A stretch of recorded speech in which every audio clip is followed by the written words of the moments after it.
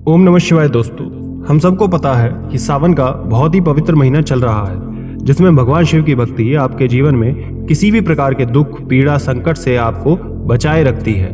दोस्तों, हम सब जैसा कि ये जानते हैं कि इस सावन अधिक मास भी लगा हुआ है और इस अधिक मास में भगवान शिव के साथ भगवान विष्णु की भी पूजा की जाती है। यदि आपके जीवन में धन की, व्यापार की, बीमारी या फिर अन्य कोई और समस्या है, दिक्कत है, परेशानी है, तो आपको इन सब दुखों से मुक्ति पा सकते हैं।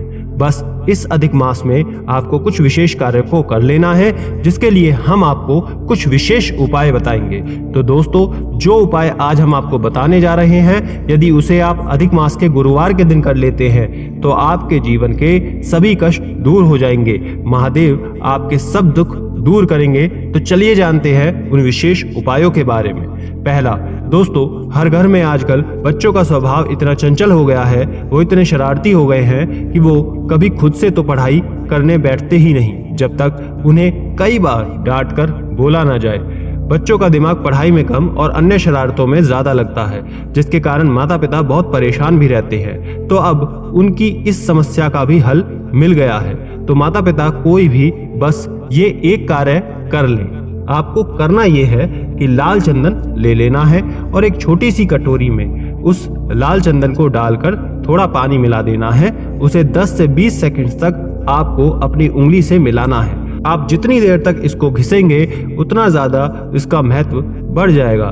तो अब इसे घिसने के बाद आप इसे त्रिपुंड बनाने वाले बीच की 3 उंगलियों को लेकर ज्यादा मात्रा में उस 3 उंगलियों पर उस लाल चंदन को आपको लगा लेना है और सीधा किसी भी बेल के पेड़ के नीचे जाकर आप उसी लाल चंदन लगी हुई उंगलियों से बेल के पेड़ के तने, जड़, कहीं पर भी त्रिपुंड बना दीजिए। अब उसी चंदन लगी उंगलियों के साथ आगे महादेव की शिवलिंग के पास चले जाना है और वहां भी उसी उंगली से लगे हुए लाल चंदन से त्रिपुंड बना देना है।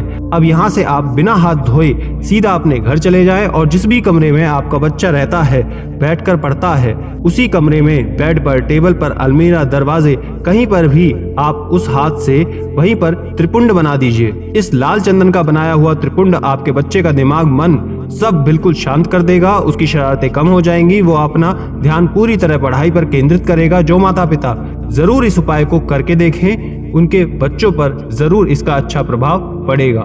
दूसरा, दोस्तों, दूसरा उपाय आपके स्वास्थ्य के लिए बहुत ही अच्छा है। यदि आप किसी बीमारी से परेशान हैं, आपके जीवन में बहुत ज्यादा बीमारियां हैं जो कई सारी दवाइयां करने के बाद भी ठीक नहीं हो रही, तो आप बस इस उपाय को जरूर करें। तो आपको करना सिर्फ इतना है कि कोई भी 2 नीले फूल ले लेने हैं और उसके साथ हल्दी को ले लें। हल्दी आपको साबुत लेकर उसे पीस लेना है।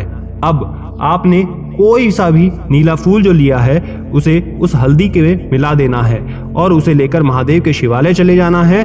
मंदिर जा आपको नंदी बाबा के पास जाकर बैठ जाना है और उनके जो उठा हुआ पैर है वहां पर आपको वो हल्दी वाला नीला फूल नंदेश्वर महादेव के नाम से चढ़ा देना है। फिर आप उनसे उस उठे वाले पैर पर अपना दाहिना हाथ रखकर जो भी आपकी प्रार्थना है उसे वहां पर कह देना है, अपनी बीमारी से जुड़ी या घर का जो भी व्यक्ति बीमार है उसके लिए। और फिर आप उस नीले फूल को उठाकर अपने घर लेकर आ जाएं और उस हल्दी लगे नीले फूल को पानी की बाल्टी में रख उसे भर दे और घर जा जो भी व्यक्ति बीमार है उसे उस पानी से स्नान करा दें। ये बहुत ही अच्छा और सरल सा उपाय है। इसे करके आपको आपकी सभी बीमारियों से धीरे धीरे मुक्ति मिल जाएगी। आपका स्वास्थ्य बिल्कुल ठीक हो जाएगा।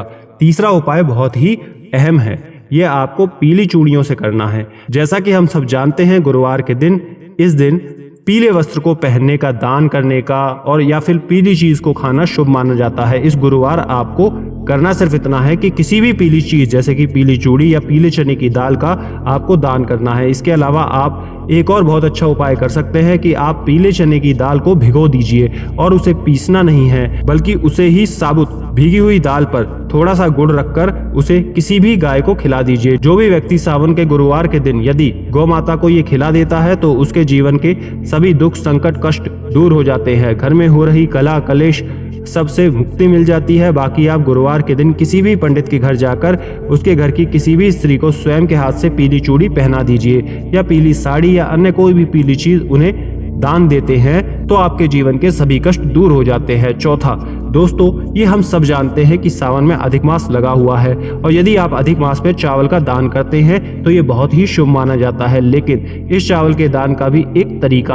आप गुरुवार के दिन एक सफेद रुमाल लेकर उसमें एक मुट्ठी चावल रख दें और उस रुमाल को बांध करके किसी भी पंडित ब्राह्मण को, किसी को भी आप दान कर दीजिए। तो अधिक मास के गुरुवार के दिन किया गया ये दान बहुत ही उत्तम माना गया है। ये भी आपके जीवन में सभी कष्टों को दूर कर देगा। 5वां, दोस्तों यदि आपके घर आर्थिक समस्याएं चल रही हैं, धन संपदा की काफी दिक्कत आ रही है, व्यापार सही नहीं चल रहा, उसमें घाटा हो रहा है, आपके घर में दुख है, बीमारी है और आप इन सभी परेशानियों से परेशान हैं, तो आप इसके लिए बस एक काम कर लीजिए। आपको सबसे पहले इस तरह से एक धतूरे को लेना है और एक तांबे के लोटे में घर पर ही शुद्ध जल भर लेना है और दोनों चीज को लेकर महादेव के शिवलिंग के पास सीधा पहुंच जाएं। वहां जाकर उत्तर दिशा की तरफ मुख करके खड़े हो जाना है और शिवलिंग के ऊपर उस धतूरे को अर्पित कर देना है। जब आप शिवलिंग के ऊपर धतूरा रखें तो उसकी डंडी माता अशोक सुंदरी की तरफ होनी चाहिए और पत्ते का मुख आपकी तरफ होगा।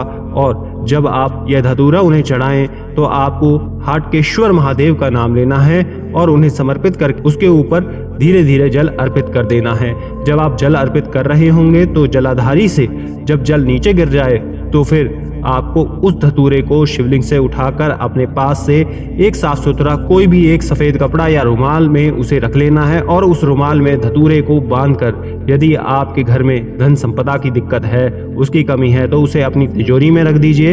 यदि व्यापार सही नहीं चल रहा तो उसे कार्यस्थल पर आप उस कपड़े को रखेंगे। यदि कोई घर में बीमार है तो उसके कमरे में कहीं भी उसे हाटकेश्वर महादेव के नाम से रख दीजिए। आपके जीवन के सभी कष्ट हमेशा के लिए दूर हो जाएंगे, आपको इन सब दुखों से मुक्ति मिल जाएगी। बस एक धतूरे का उपाय आपके जीवन को सुखद बना देगा, तो इसे जरूर करके देखें। आशा करते हैं आपके जीवन के सभी संकट, सभी दुख भगवान शिव दूर करेंगे। और भी ऐसी जानकारियों के लिए स्क्रीन पर दिखने वाली वीडियोस को जरूर देखें, चैनल को सब्सक्राइब करना ना भूलें।